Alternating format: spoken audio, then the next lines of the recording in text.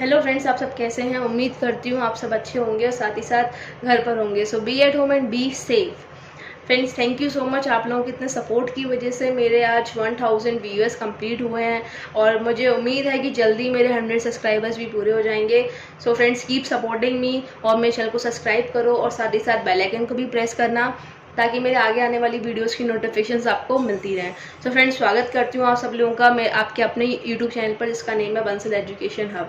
Friends, अगर अभी तक आपने मेरी इस वीडियो को लाइक नहीं करा है, शेयर नहीं करा, तो फटाफट से लाइक कर दो, शेयर कर दो फेसबुक पर या जो भी सोशल नेटवर्किंग साइट्स आप यूज़ करते हैं उस पर, ताकि जितने भी आपके फ्रेंड्स हैं उनको भी इस वीडियो का बेनिफिट मिले। सो स्टार्ट करते हैं आज की वीडियो। सो फ्रेंड्स, आज की जो वीडियो है वो क्लास 11th के लिए। तो क्लास 11th के स्टूडेंट्स को पता है कि मैंने लास्ट अपनी वीडियो में कंज्यूमर इक्विलिब्रियम आपको एक्सप्लेन करा था और साथ ही साथ मैंने आपको ये भी बताया था कि consumer equilibrium in case of single commodity क्या होता है, यानी कि जब हम केवल एक ही कमोडिटी को यूज़ कर रहे हैं तब हमारा कंज्यूमर इक्विलिब्रियम का पॉइंट क्या होता है। तो फ्रेंड्स, एक छोटा सा रिकैप लेते हैं और हम लोग आज का टॉपिक को स्टार्ट करेंगे उसके बाद।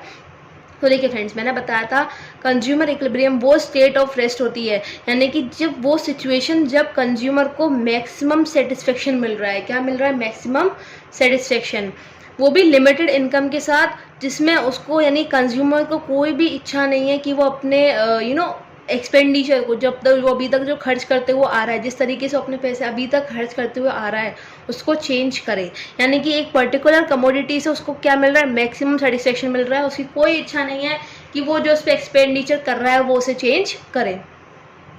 फ्रेंड, मैंने आपको कल बताया था कि अंडर कंज्यूमर इक्विलिब्रियम हम लोग दो सिचुएशन पढ़ेंगे, that is consumer equilibrium in case of single commodity and then consumer equilibrium in case of double commodity, या फिर हम टू कमोडिटीज भी बोल सकते हैं। तो मैंने आपको बताया था सिंगल कमोडिटी में क्या, इन दोनों में डिफरेंस क्या है। सिंगल कमोडिटी ये कहता है कि जो कंज्यूमर की एंटायर इनकम है, जितनी भी इनकम है, वो किस पे खर्च कर रहा है? केवल एक ही कमोडिटी पे खर्च कर रहा है।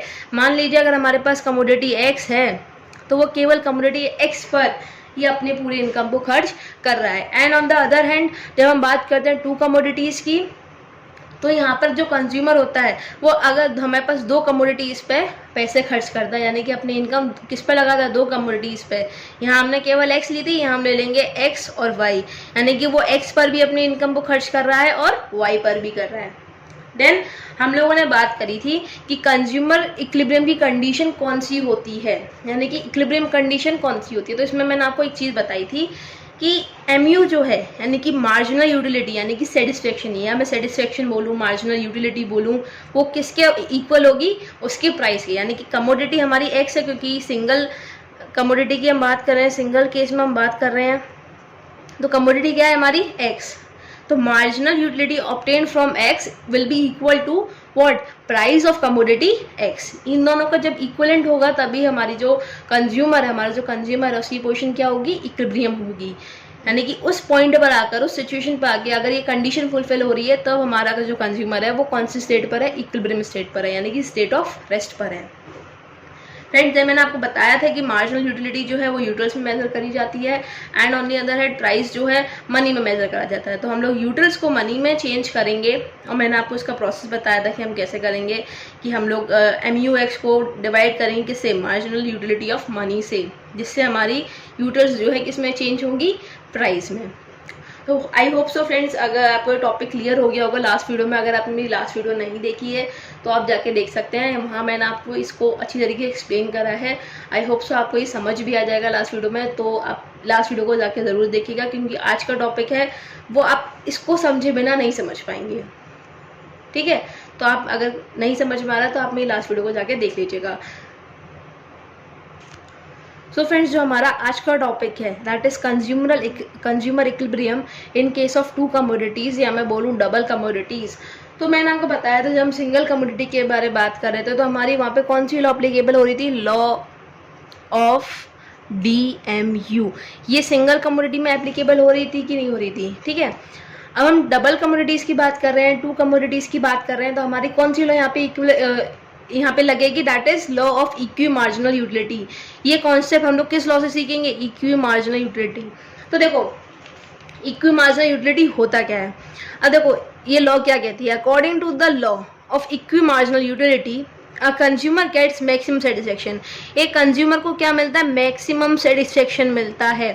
When the ratio of two commodities, जब रेशियो दोनों ही कमोडिटीज का एंड देयर रेस्पेक्टिव प्राइजेस, और उनके प्राइजेस का क्या हो, इक्वल हो। और साथ ही साथ में ये पॉइंट याद रखिएगा, साथ ही साथ में जो MU है यानी कि मार्जिनल यूटिलिटी है वो फॉल करेगा जैसे जैसे कंजम्पशन को इंक्रीज करेंगे। तो जैसे जैसे कंजम्पशन इंक्रीज होगा हमारा MU जो है वो क्या होगा, डिक्रीज होता जाएगा, गिरता चला जाएगा। अब देखो पहली वाली कंडीशन का मतलब क्या है, यहाँ हमारी दो कंडीशन है, मैंने यहाँ अलग से लिख रखी है। Law of equi marginal utility में दो कंडीशन मेंशन करी गई है, जब कंज्यूमर को क्या होगा, मैक्सिमम सेटिस्फेक्शन होगा तब। तो पहली कंडीशन क्या कहती है कि दोनों ही कमोडिटीज की मैक्सिमम सेटिस्फेक्शन और साथ ही साथ उनके प्राइजेस क्या होंगे, इक्वल होंगे। क्या होंगे, इक्वल। तो आपको याद होगा मैंने आपको बताया था सिंगल कमोडिटी के केस में जब हमारी MUX प्राइस से कब इक्वल होती, जब हम लोगों ने क्या करा था, जैसे कि आप मान लीजिए ये हमारी इक्विवेलेंट पॉइंट थी, ठीक है। मान लीजिए हमारे पास दो कमोडिटीज हैं, एक X है और एक Y है, ठीक है। अब हम इनकी इक्विवेलेंट पॉइंट लगाएंगे अलग अलग। कैसे निकालेंगे, अलग अलग, हम साथ की बात नहीं कर रहे हैं। ये इक्विवेलेंट कंडीशन पे कब होगा, जब हमारी MUX MUM equal to price होगा, ठीक है। सेम वे इसका भी होगा, MUY MUM यानी कि marginal utility in terms of money will be equal to price of commodity Y, ठीक है। यहाँ marginal utility obtain from X upon marginal utility of money will be equal to what, price of commodity X, then marginal utility obtain from Y upon marginal utility of money will be equal to what, price of commodity Y, ठीक है। तो हम इस case को इस तरीके से लिख सकते हैं,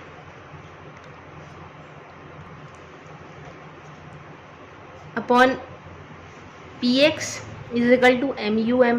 हम इसको इस तरीके से लिख सकते हैं, यानी कि हम इसको चेंज कर रहे हैं, ठीक है। इस तरीके से हम इसे लिख सकते हैं। ऐसे ही हम सेम इसको भी लिख सकते हैं, that is MUY upon PY equal to MUM in terms of money, marginal utility in terms of money. हम इसको इस तरीके से लिख सकते हैं। जब हम इन दोनों ही सिचुएशन को क्या करेंगे, कंपेयर करेंगे, साथ में जोड़ेंगे, एक साथ देखेंगे, तो हमारी क्या निकल के आएगी, देखो MUX upon MUY is equal to price X upon price Y, ठीक है। ये हमारी क्या हो रही है, यही स्टेट है किसकी, कंज्यूमर इक्विलिब्रियम की इन केस ऑफ डबल कमोडिटी। हमने सिंगल कमोडिटी में पढ़ा था कि एक कमोडिटी का प्राइस इक्वल हो रहा है मार्जिनल उसकी सेटिस्फेक्शन से, पैसा वसूल वाली केस है। यह हम दोनों ही कमोडिटीज में क्या कर रहे हैं, पैसा वसूल कर रहे हैं, यानी कि जितना पैसा हम कमोडिटी X में लगा रहे हैं हमें उससे भी सेटिस्फेक्शन मिल रही है, देन हम जितना पैसा हम कमोडिटी Y में लगा रहे हैं हमें उससे भी सेटिस्फेक्शन मिल रही है, और अच्छी खासी सेटिस्फेक्शन मिल रही है, ठीक है।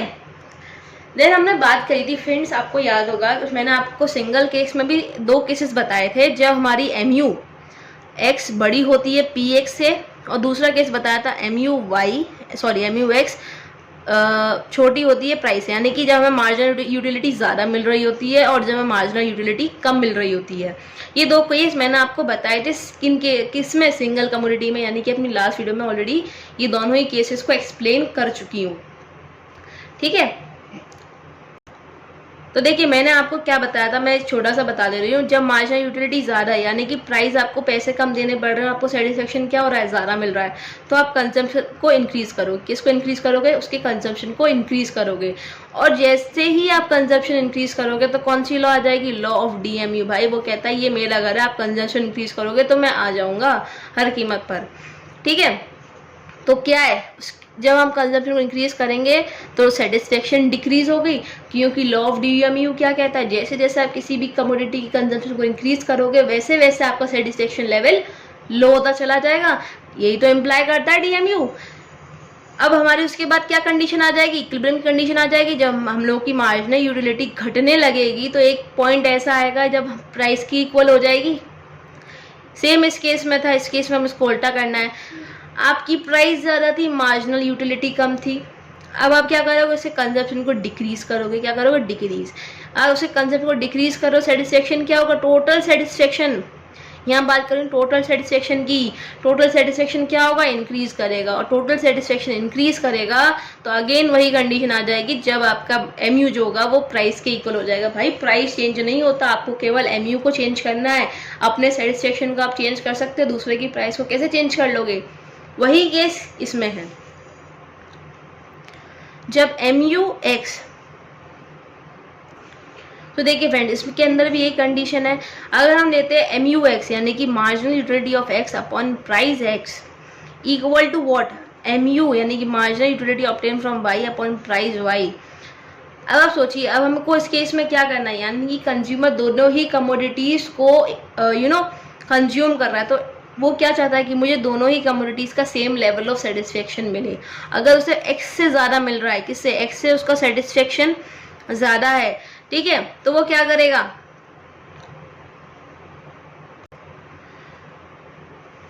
सेटिस्फेक्शन को क्या कर रहा है, राइज कर रहा है। अब जैसे ही वो सेटिस्फेक्शन राइज करेगा भाई साहब फिर DMU आके बैठ जाएगा, बोले तुम सेटिस्फेक्शन राइज करो, कंजप्शन को डिक्रीज करो, क्या करो, कंजप्शन को डिक्रीज करो। आप इसको इस तरीके से भी ले सकते हैं, मैंने उल्टा बोल दिया है, लेकिन आप इसको इस तरीके से भी ले सकते हैं।